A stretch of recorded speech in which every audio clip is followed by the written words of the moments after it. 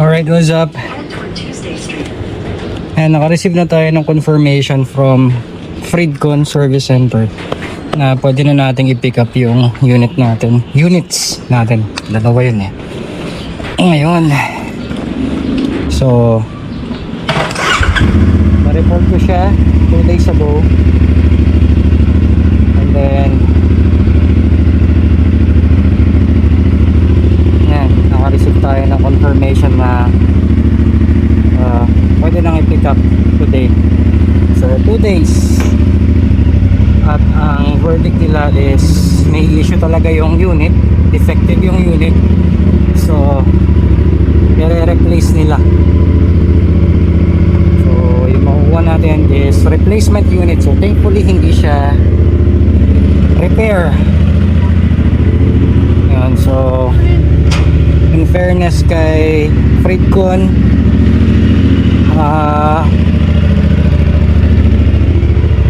hands down sa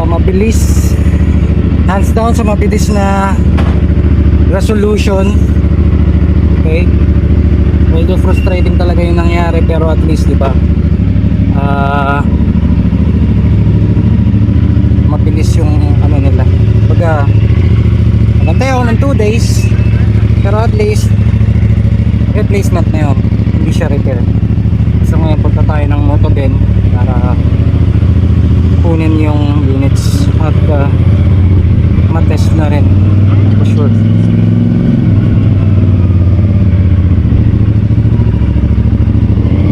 Sinagayan ko na rin yung service center. Sabi ko paki-test na rin pa-make sure na hindi bibitaw yung mesh.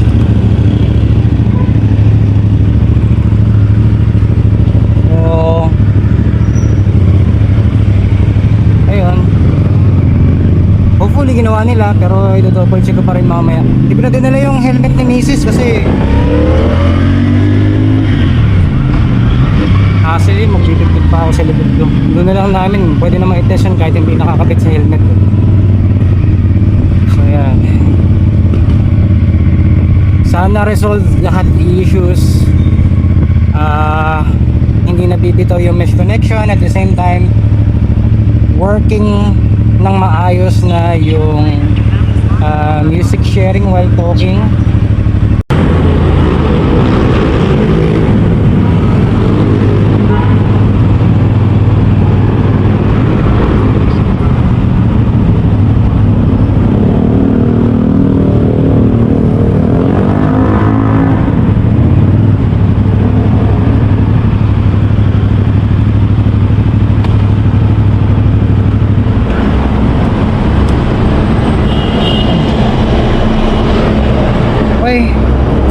So nandito na tayo sa Motoben. Tingnan natin yung unit.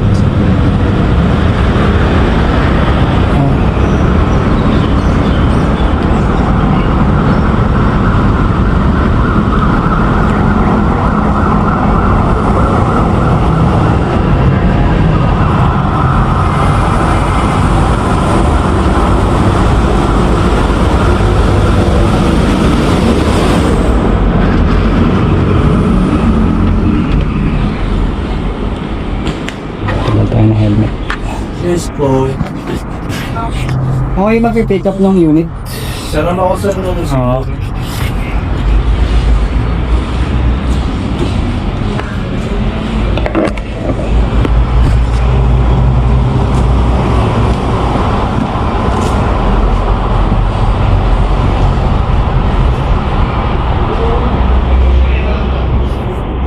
Sino ba sa billing service?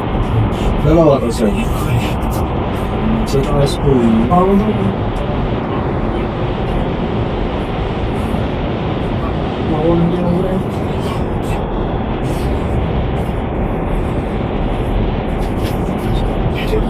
Antay na lang sir. Okay, so antayin natin yung unit. Yan.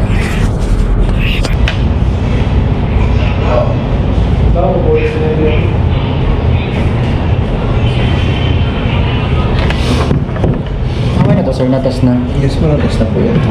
Tapos ito yung replacement mo. Yes po. Kayo ba yung nandun nung... Nabrayo? Nandito ba kayo nung dumating ako nung 2 days Ako ago? may ina-assist na kayo. Ikaw ba yung nakaupo nandito? Okay. Lakad kami bukas eh. Pinasaktuhan sir. Oo. Buti naman, 2 days lang. Pinabrayo na rin namin sir. Ito yung proof of testing mo sa isa.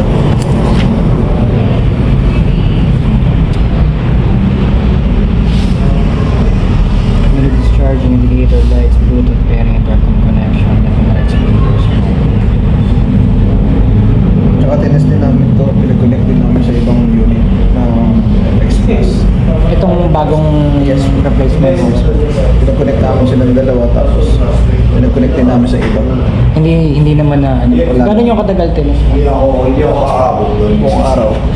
Yung isa hindi nag-create, hindi nag-join, nalabot sa kapila. Pero yung isa doon. So may mga ganong issue talaga, hindi nag-create, hindi rin nag-join. So yun yung nangyari nga dyan sa ano. Hindi baluyo ito na kaya. So primarily, mesh network yun yung pumapalya. Yes po. Yun yung faulty niya. Talagang tumatapat lang yung mga pangit na batch code sa factory defect po natin. Kaya nire-replace po namin kapag na-issue yung counter po. Oo. Kasi ang hirap naman yung kung i-repair, mga kabago-bago lang eh, di ba? Tapos, buti naman ganun talaga yung Ganun naman po. Oo. Kahit sa ibang unit naman din to kung sakaling meron po. Basta proven unit fault, talagang pinapalitan naman. Okay. Okay, good. At least 2 days lang nakuha na agad yung replacement. Which is good. Good yun. Kasi kung aabutan talaga ng full na 7 working days, tagal yun. Ano po sir, tsaka minsan nadidelay po sa 7 working days po. Lalo pag marami pong nire-repair. Isa lang po kasi yung full-time na technician. Oo. So far, ito yung nasa top of the line niya, di ba? Yung plus. Yes po. Kaya kami nag-switch naka-FX Pro talaga kami nung una. Tapos meron kasi doon yung music sharing. Tsaka yung nung tinatry namin yung may talking. Gumagana pero napuputol. Kasi hindi po yung picture niya. Hindi niya talaga, oo. Kaya nung nag-inquire kami nung sabi nung nga ito sa page. Hindi daw talaga, kaya dapat daw FX Plus. Yes po. Kaya napabili kami yung FX Plus. So, nirepair ko na rin sa mga tropa ko. Bumili kami sabay-sabay. Tapos, first day nung nakuha ko yan, tinas agad namin yun. Nireport ko rin same day na ganun same nung na-experience ko sa Pro. So, gagana yung music pairing, tapos naka-mesh kayo. And after few minutes, Pasay na. after few minutes, wala na, putol na. Kasi yun, time na yun, winlag ko rin yun, pumunta ako dito. So ngayon, technically, naka-ano rin ako. Pero at least may mag-post ako na nagawa na agad ng paraan, di ba? So makikita ng mga nakapanood noon na okay, bilis nilang ma-resolve yung issue. Na huwag silang matakot. Although hassle din talaga sa umpisa, syempre, di ba? Hindi rin kasi namin sure kung ano yung mga backfill defect nun, kung meron man or wala. Oo, di ba? Which is, sa part lang ng consumer kasi. Of course, ikaw, consumer ka rin, bumibili ka rin ng mga product. Syempre, di ba? Bibili ka ng product in good faith na alam mo na lahat working. Yes. Eh kaso pagdating naman sa'yo, magugulat ka na lang, biglang may issue pala.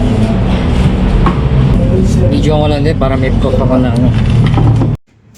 Ayan, ito na yung replacement unit. Ayan, tsaka yun yung isa. So, ito yung mga tests na ginawa nila.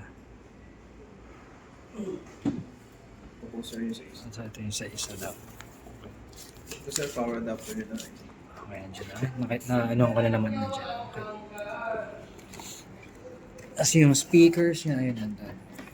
Sige. Kahit ako na lang magkabit nyo. Itong isa na lang, pasuyo na lang ako, pakabit na lang dito. Tapos test natin lahat sir na nag-charge. Okay.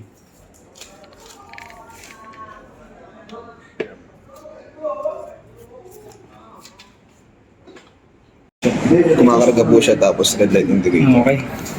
So, isa. Para itong video mo na. Okay, Diyan, meron din. papakuha na. Ito na, isa-isa.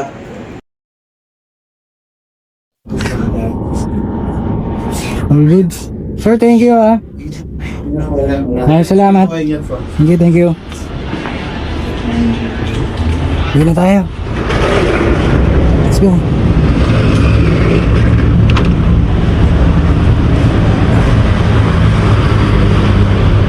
Ay, sa wakas. So, tinest namin ng ilang minutes na naka-music sharing while talking. So far, so good. Sana continuous.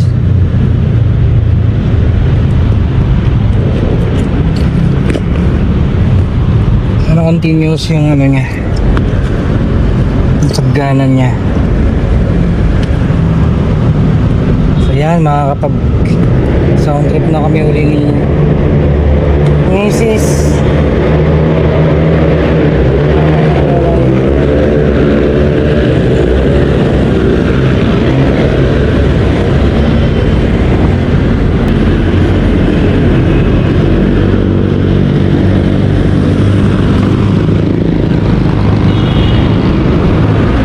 Nakakapag-music na ulit.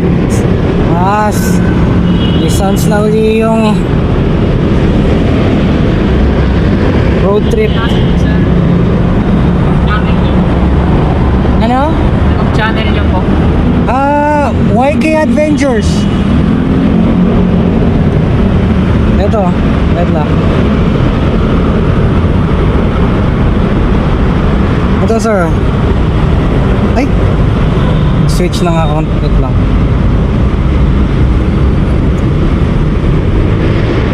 Digital yung ano niya. Ayan. Wait. Picture ang walang Sige. At saka sa TikTok din, pinopost ko rin sa TikTok eh.